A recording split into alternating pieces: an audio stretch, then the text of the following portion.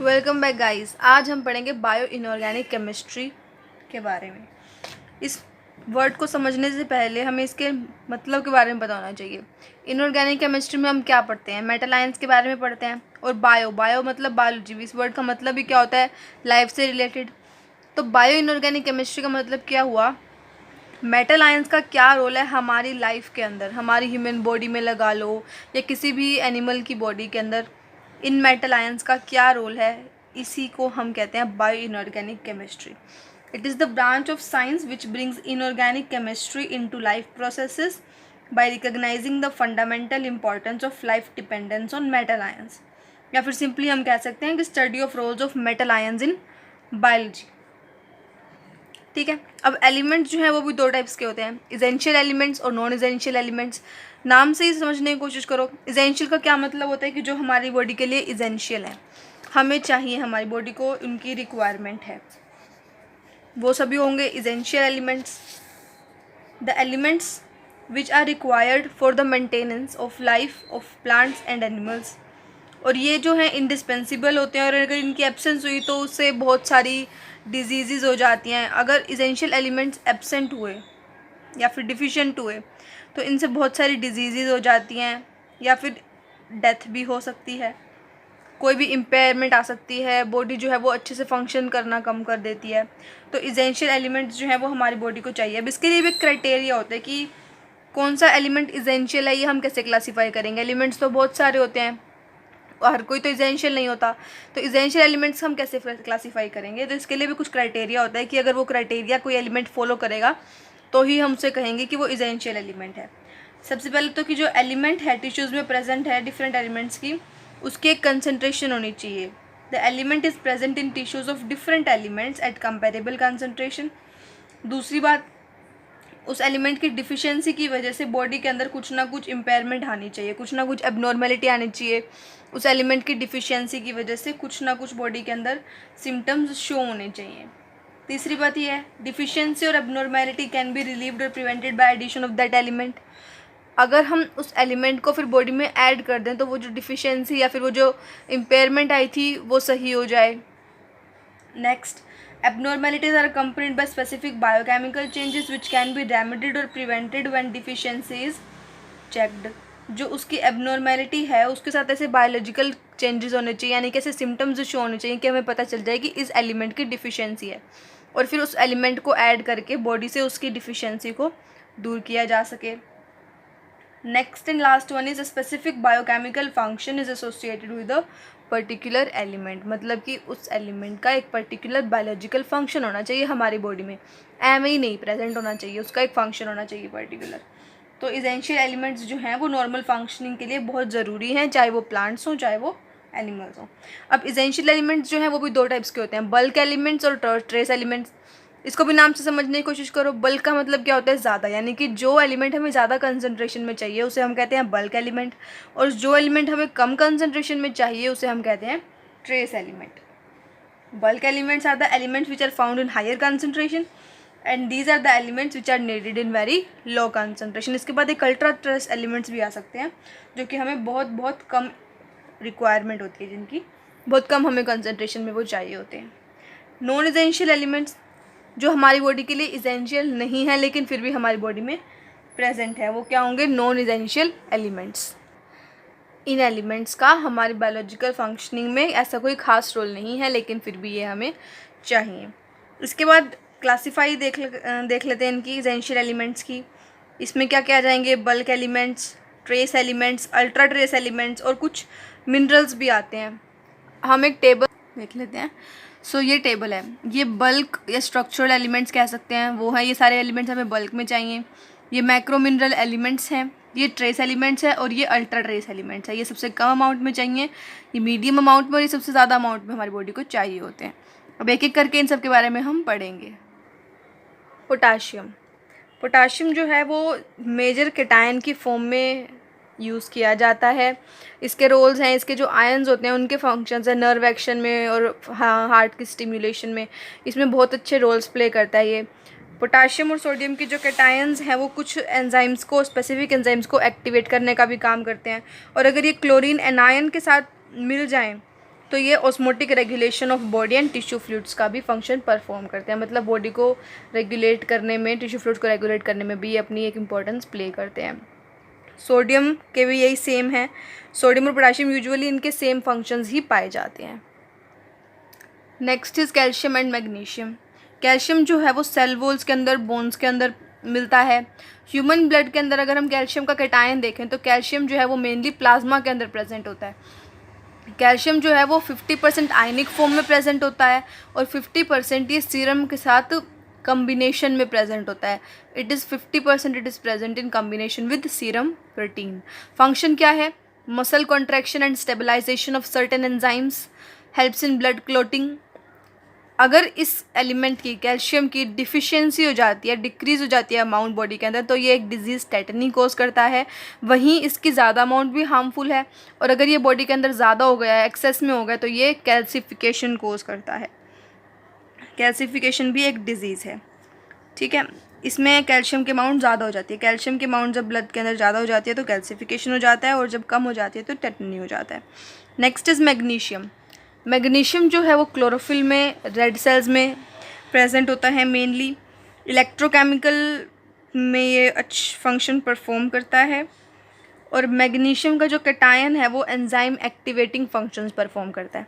Magnesium जो है वो एटीपी के साथ कोलैबोरेट करके एडीपी की फॉर्मेशन करता है। एटीपी के साथ कोलैबोरेट करता है, और कुछ और न्यूक्लियोटाइड्स भी होते हैं जो कि इसकी कन्वर्जन में हेल्प करते हैं। एटीपी जो है वो, और न्यूक्लियोटाइड्स भी इसके अंदर प्रेजेंट होते हैं, उनके साथ कंबाइन करके ये एटीपी की फॉर्मेशन करता है। एटीपी हमें पता ही है एनर्जी रिच मॉलिक्यूल है। बॉडी को एनर्जी की रिक्वायरमेंट और सारी जो है वो एटीपी से ही कंप्लीट होती है। Next is phosphate.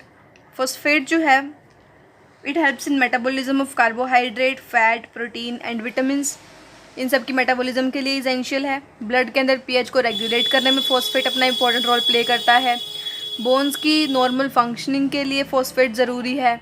Phosphorus, calcium और विटामिन डी, ये तीनों मिलकर ही बोन्स की फंक्शनिंग को रेगुलेट करते हैं। नॉर्मल फंक्शनिंग के लिए ये तीनों बहुत ज़रूरी होते हैं, फॉस्फोरस, कैल्शियम और vitamin D. Normal functioning of bone depends on the relative amount of dietary phosphorus, calcium in addition to vitamin D. Next is essential trace elements. ये अब तक हमने पढ़े bulk elements. Now is essential trace element. First of all iron पढ़ लेते हैं। Human blood के अंदर आयरन जो है वो 70% आरबीसी के अंदर प्रेजेंट होता है, हीमोग्लोबिन और मायोग्लोबिन की फॉर्म में। 6% आयरन जो है वो प्रोटीन्स की फॉर्म में प्रेजेंट होता है, जो कि रेस्पिरेशन और जो भी एनर्जी की रिक्वायरमेंट्स होती हैं वहाँ पर प्रेजेंट होता है। एंजाइम्स को एक्टिवेट करने में काम आता है। 6% आयरन इस फॉर्म में प्रेजेंट होता है, और बचा हुआ जो 23 to 24% आयरन होता है वो फेरेटिन की फॉर्म में स्टोर्ड रहता है। ब्लड के अंदर फेरेटिन की फॉर्म में स्टोर्ड रहता है बचा हुआ आयरन।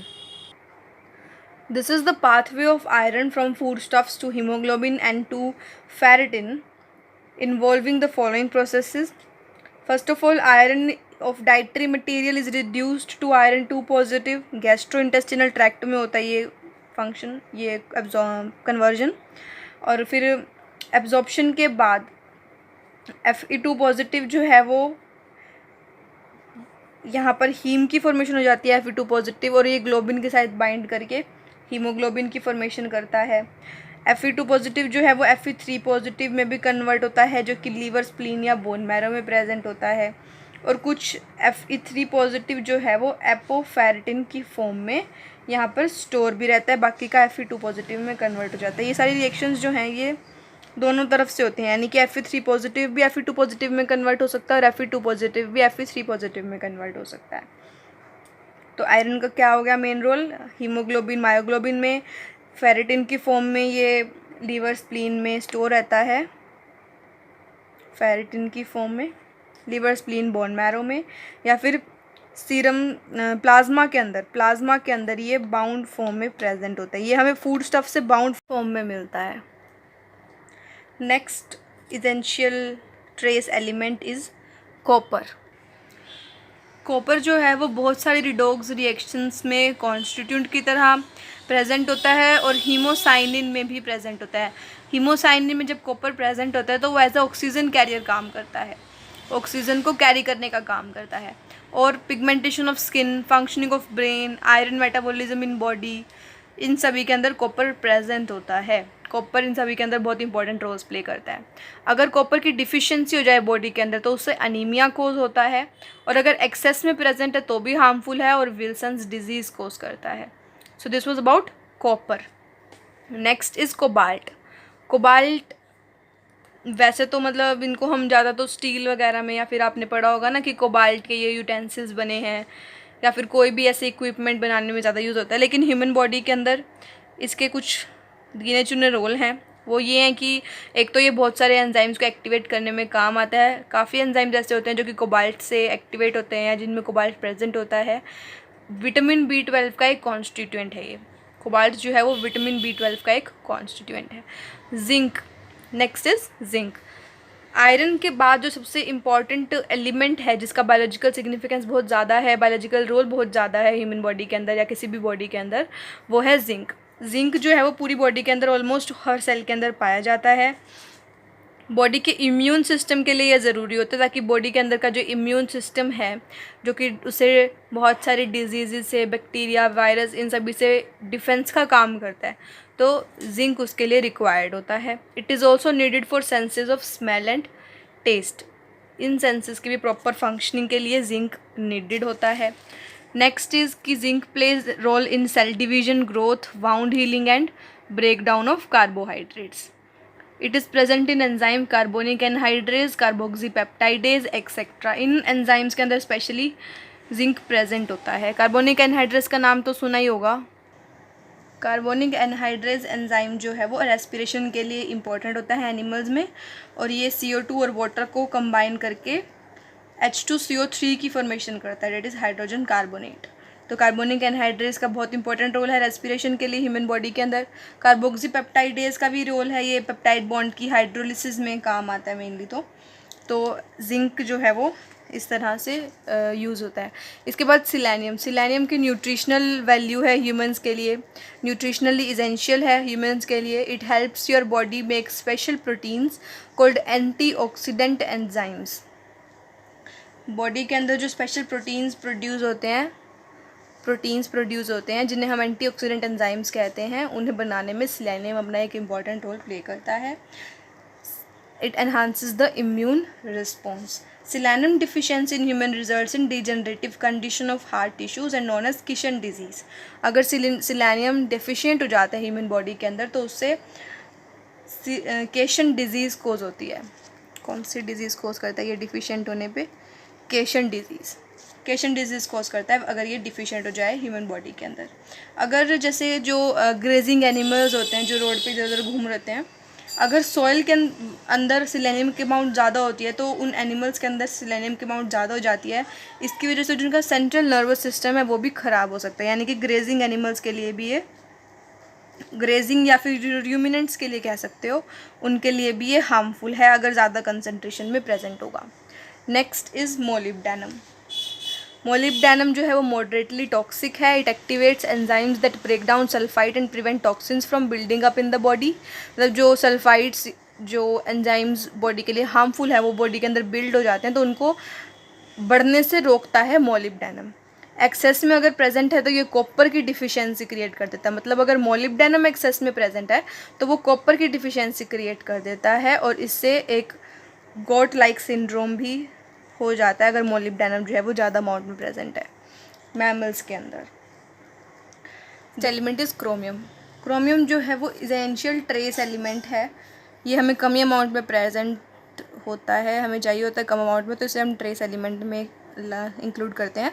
तो it's an essential trace element which is present in adult human body in ultra trace amounts. Glucose metabolism और डायबिटीज़ को कंट्रोल करने में ये हेल्पफुल होता है। Important in break down of fats and carbohydrates, वही होगा ग्लूकोज मेटाबॉलिज्म के लिए। Important for food brain functioning and other body processes. Chromium अगर Cr6 इस फॉर्म में प्रेजेंट होता है तो वो बहुत टॉक्सिक होता है बॉडी के लिए और वो बहुत हार्मफुल होता है। Next is manganese. मैंगनीज भी बहुत सारे एंजाइम्स को एक्टिवेट करता है। मैंगनीज 2 जो है वो एंजाइम लीवर के अंदर प्रोड्यूस होता है और जो नाइट्रोजनस वेस्ट प्रोडक्ट्स होते हैं उनको यूरिया में कन्वर्ट करने में हेल्प करता है। फिर उसके बाद क्या होता है, वो जो नाइट्रोजनस वेस्ट एंजाइम्स जो है यूरिया में कन्वर्ट होते हैं, जो कि फिर ब्लड से किडनीज तक ट्रैवल किए जाते हैं और फाइनली यूरिन के थ्रू एक्सक्रीट कर दिए जाते हैं।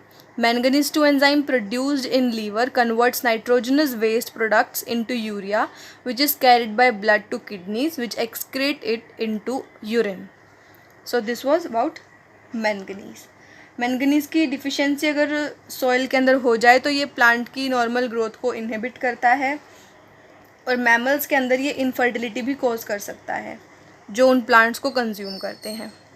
Okay, next is nickel, arsenic, cadmium, mercury, lead, iodine. ये कुछ इम्पोर्टेंट और इसेंशियल एलिमेंट्स हैं।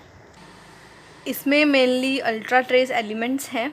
इनके लिए एक कॉमन सी ट्रिक है, छोटा सा एक मैंने सॉल्यूशन निकाल दिया कि अगर हम उसे याद कर लें तो सबका अलग अलग याद करना नहीं पड़ेगा। उससे पहले अगर अभी तक आपने मेरे चैनल को सब्सक्राइब नहीं किया है तो फटाफट से सब्सक्राइब कर दें ताकि आपको नई नई वीडियोज़ का अपडेट मिलता रहे। तो देख लेते हैं निकल और आर्सेनिक। वैसे तो इन सब का ही रोल जो है किसी ना किसी एंजाइम के लिए प्रेजेंट होते हैं, मतलब एंजाइम एक्टिवेशन के लिए ये लोग हेल्प करते हैं। एक कॉमन पॉइंट है, सभी के सभी एलिमेंट्स में आप लिख सकते हो, सब्जेक्टिव पेपर है, कि ये सभी जो हैं एंजाइम एक्टिवेटिंग का काम करते हैं।